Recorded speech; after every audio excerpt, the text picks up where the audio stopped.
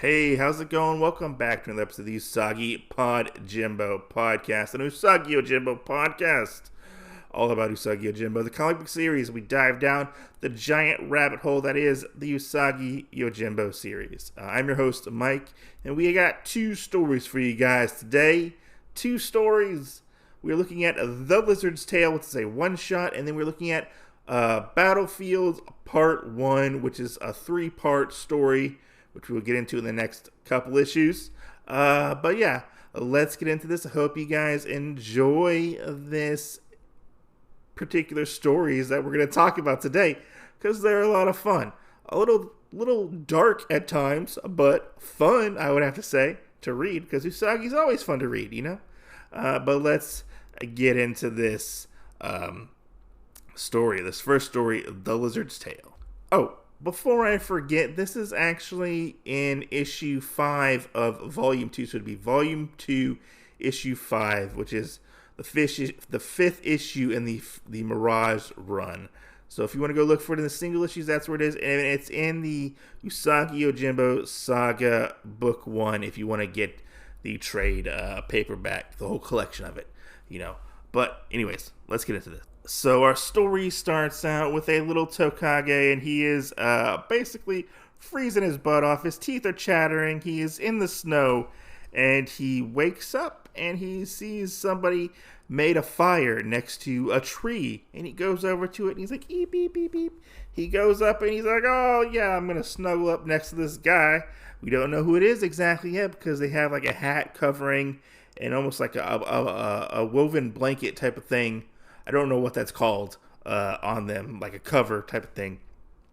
The sun comes up, and we find out that is Usagi is the one who's sleeping there, and Usagi is very much surprised in this situation because there are more than just one tokage around him now, all sleeping, snoring, definitely catching their Z's, and Usagi is very surprised. He's shocked. He's like, oh my god, I don't know what to do here. But he gets his stuff together, and he tries to sneak away from the tokage, but he accidentally steps on one of their tails, waking them up from their slumber, and they end up growling at him, and he's like, oh no, they circle him like velociraptors, and they basically are gonna go after him for waking them up. They woke up their beauty sleep, you know? They didn't get their sleep. And Usagi's like, oh, what should I do? And he basically throws his bag of food, which we find out there are rice balls in them. And the Tokage get excited and go after all the rice balls, while letting Usagi basically get away and run for his life and from the Tokage. Usagi gets away, but little does Usagi know that the Tokage are actually following the tracks that Usagi made in the snow. Usagi ends up getting to this village. The villagers are like kind of snickering and laughing at him, and Usagi is very clueless and scratching his head, and he's like, I don't know what's going on here. And he finds out all the Tokage have shown up and they're following him. Usagi gets mad at them, and he's like, get out of here. And he's like, ah! And all the Tokage end up going away, running away. Usagi, still confused, ends up going to the village to get a bite to eat. He goes to the, like a restaurant or an inn, it seems like. He gets his food. The innkeeper is very mad because the Tokage show up to mess with Usagi, but he shoos them away. You know, and as Usagi is finishing up his meal, paying for his meal, we see these brigands. They're in the background, like snickering and laughing at Usagi. They have a mean look on their face, like haha, like a mischievous, like I'm gonna get this guy look on his face. The Tokage are standing outside while Usagi goes out there. He gives them the mean mug. He gives them a death stare. He's like, get out of here! I'm gonna mess you up, type of thing.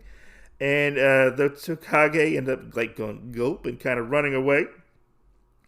And they go back and look at they're just standing there looking at Usagi in the background, and they go run after him. And Usagi's like, ugh, like, oh my god, I can't believe I have to deal with these Tokage. Like, and he throws his hat. He kind of throws like a frisbee and throws it after him. Usagi look back, and look back at Usagi and look back at the hat, and they think there's food in the hat. So that's why they go after the food, letting Usagi slip away with no Tokage following him.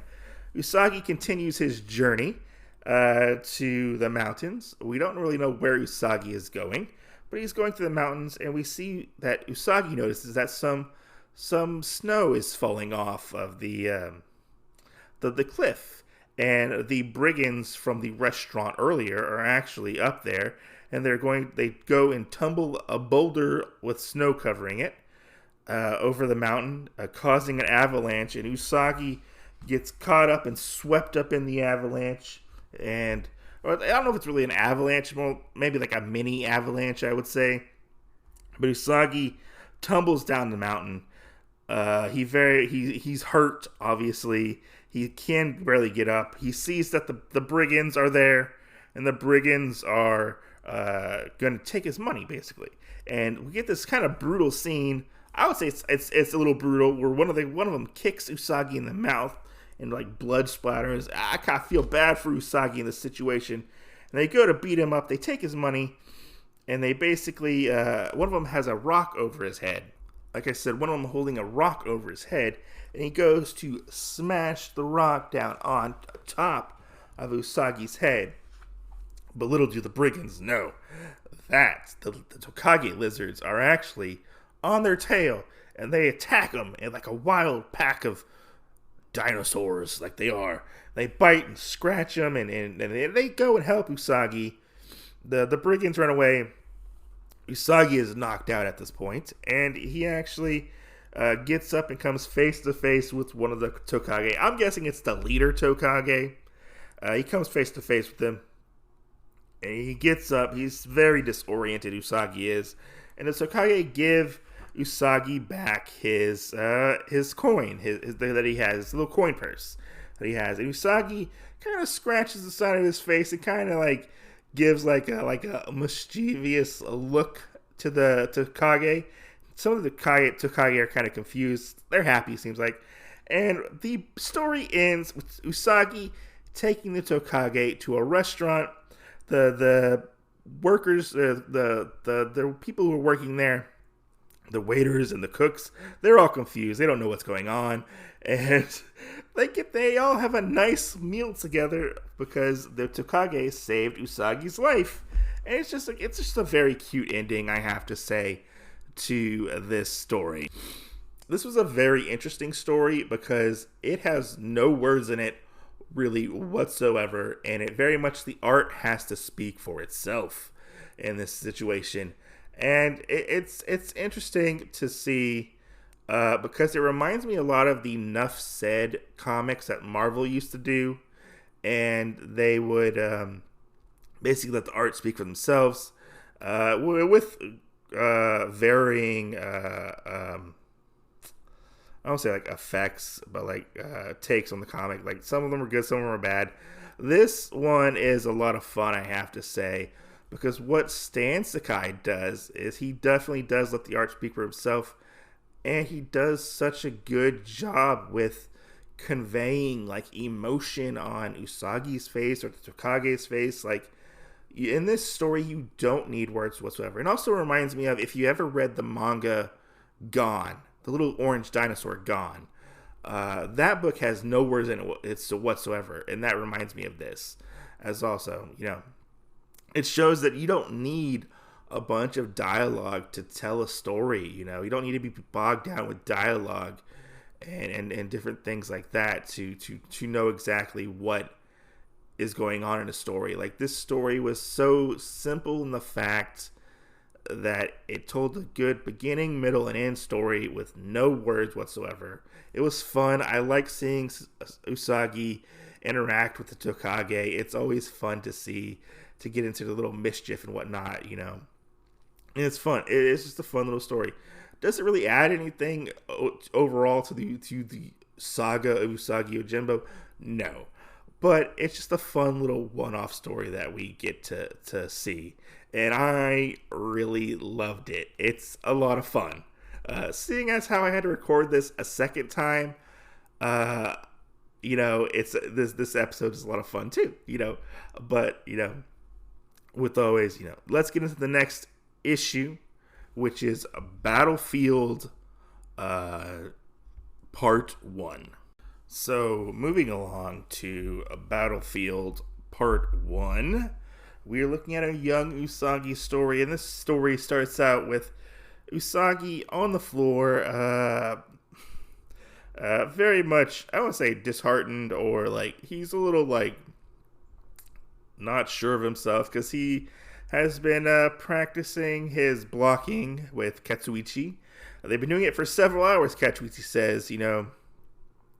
He's been blocking for a full amount, for a full minute he's been blocking. So his blocking has very much progressed. Just another 2 hours of fencing practice, Usagi, and we can be done. And Usagi notices that there's a bunch of crows flying around towards the west. And Katsuichi says that, they must have a scent for blood. And Usagi's like, blood? Do you mean a battle? And Usagi says, who is at war exactly? And Katsuichi says that Lord Hikiji and Lord Mifune have been fighting. Hikiji is hungry for power, and he has been conquering his neighboring provinces. But I think he might have met his match with Lord Mifune. And Usagi kind of starts swinging his sword around. He's like, "Oh, I wish I was there to see the fighting, the deeds of the bravery, the spectacle of as the samurai ride into battle." And he's like, "Giddy up, get up!" And he starts galloping and swinging his sword. He's like, "Oh, the glory of the slain and the honor of the victors, to see the best warriors rise to their challenge for an individual combat." He's like, to be one of them, to hear the name Miyamoto Usagi spoken in awe by the enemies. Usagi, Usagi. And we see Katsuichi's like, you're a fool, aren't you? And he kind of sighs. And we see them, still talking, and a man clad in armor, but he's very much worse for wear. And he's like, Katsuichi kind of stands up. Katsuichi, he's a very buff lion man. He got some muscles on him in this picture. And he's like, what are you doing here? What do you want? And he's like, stay back, boy. And Usagi gets behind him. And this man runs up to Katsuichi. He's like, help me. Please help me. And he starts sobbing and crying. And he falls to the ground. And we see that Katsuichi actually takes Usagi and this man back to his house. And we see that this man is munching and crunching on this food. He's very much hungry and weary and tired. And Katsuichi says, judging by the armor you're wearing, I see you're a part of Lord Hikiji's troops. And Usagi's like, what do you mean, was? It's surely his army still exists, right? What happened at the battle? And we see the man, he's like, battle? It was no battle, but a descent into hell. Let me tell you. He's like, let me tell you what exactly war is like. And we see this flashback of him. He's like, when I was young, an army passed through the village that I was in. They look glorious with their flying banners, shiny armor and stuff. He was mesmerized, or he says, I was mesmerized, and I vowed then and there that I would someday be one of them. But at last, he ends up getting his wish to be basically a foot soldier. And he hoped to rise quickly in the ranks by deeds of bravery. But he actually finds out that he actually was treated more or less like a slave. And he had to basically wallow in the mud, digging the trenches for their defense. And when war actually happened, he said finally it was the day of the great battle, and my chance for glory and honor, it was something he dreamed of, he says. But Lord Mifune is a brilliant strategist, and we were stopped at every turn, he says. So they end up going and they're trying to get around Lord Mifune, but they don't really do that because Lord Mifune had their number. The soldiers were being butchered. We see all the soldiers being butchered and dying and whatnot. And it's no matter which side they were on, we just fought to stay alive, he says. Somehow a small band of them actually escaped into the woods until he was the only one left. And he sighs and he's like, I'm not even sure if I'm heading in the right direction or if the borders are open. All I know is that I am being hunted. I'm hunting from hunting one of the stragglers, so they keep coming after me. And we see a fly show up, and he actually smacks the fly, and he's kind of like, I killed the fly, kind of thing, which is kind of weird. I don't really know what was really going on there, but he gets up and he says, the man gets up and he says, I will not trouble you any further. Thank you for your hospitality, samurai. Usagi asks, what will you do? What will you do when you get home? And the samurai is like, home. And he kind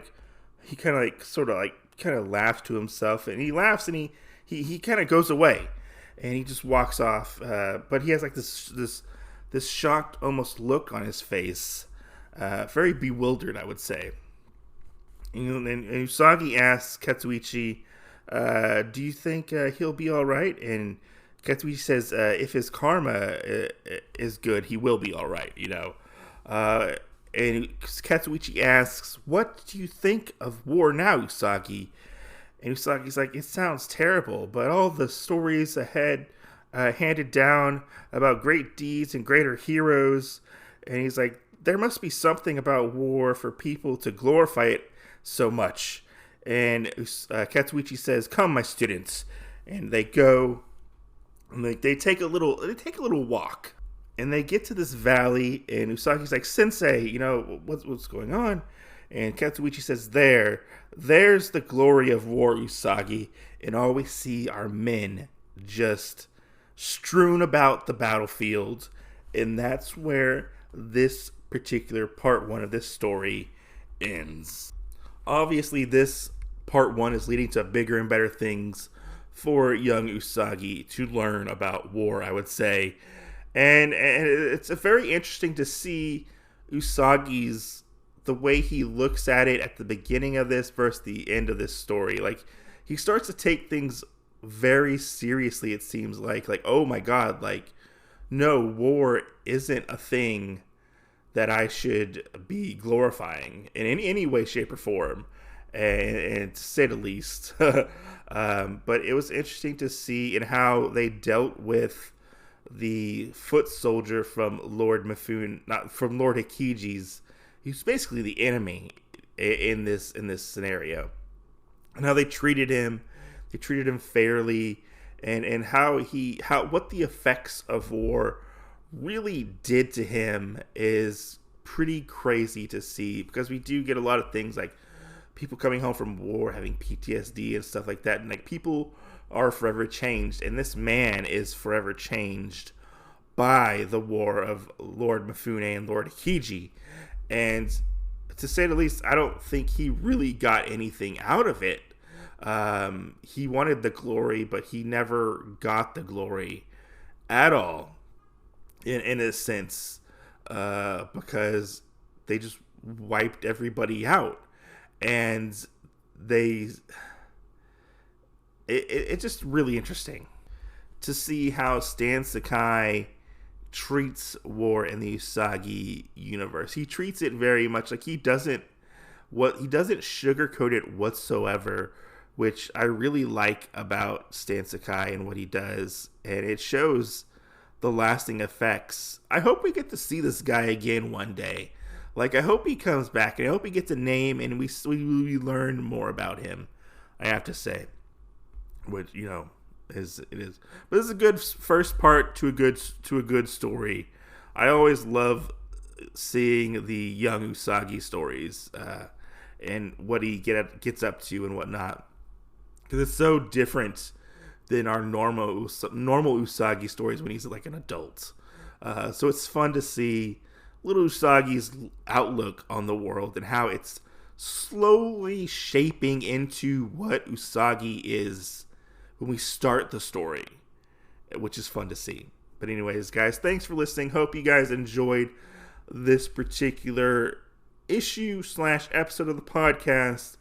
We're going to get into part 2 and part 3 with a couple other one-shots in between. We're going to be getting into, on the next episode, we'll be getting into the Music of Heaven, and then we'll be looking at Battlefield Part 2, which will be issue 7 of the Mirage run of Usagi Yojimbo. So we're going to get into that, which is going to be fun. A lot of the issues going forward are going to be sort of like that split up within the podcast and whatnot. So we're going to get those and stuff like that. So it's going to be really interesting to continue the podcast and not, we will be continuing each story, overarching story, but it's very much like a lot of one-shots in this run of Usagi Yojimbo. Then we will finish up the Mirage run pretty soon, actually. But yeah, look forward to that. We're talking about issue 7 of Usagi Yojimbo. So thanks for listening. Hope you guys enjoyed. Make sure to rate and review the podcast. And if you want to leave feedback on Spotify, you can. So that's all great, and I'll publish your feedback if you give it to me on Spotify. And we'll talk about it on the podcast, which I would love to get feedback. And let me know what you guys think of this issue and what's coming forward. What are you looking forward to me covering in this podcast? Thanks for listening. Hope you guys enjoyed, and catch you guys next time. See you.